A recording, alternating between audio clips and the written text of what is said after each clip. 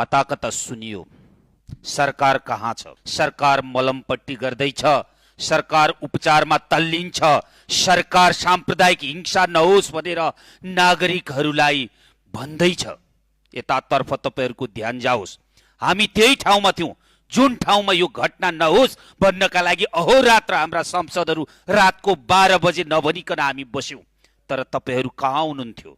संसदमा आएर सरकारको ध्यानाकर्षण मात्रै होइन, जवाबदेहिताले यो देशको साम्प्रदायिक सद्भाव कायम रहन्छ भन्ने तर्फ हामीले स्पष्ट हुनुपर्छ।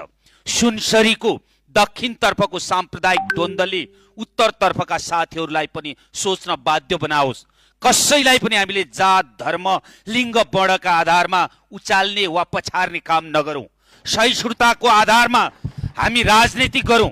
राजनीतिक उद्देश्य पूराका लागि हामीले थाहा पायौं त भित्रभित्रै केही त गर्न खोज्दै हुनुहुन्थ्यो। मैले सबै राजनीतिक दल र सबै नागरिकलाई भनिन, तर तपाईहरुले यो बुझ्नुपर्छ, साम्प्रदायिक द्वन्द्वले भारतमा 1984 2002 मा गुजरातका हिंसाहरू हेर्यौं हामीले। त्यसैले यस्ता क्रियाहरू जुन घटना भयो दुःखद भयो, तर थप कोशी ब्यारेक कट्न नदिएर कर्तै गर्दा रोक्न सफल भएकोमा सरकारलाई धन्यवाद दिन पनि नचुकौं। धन्यवाद।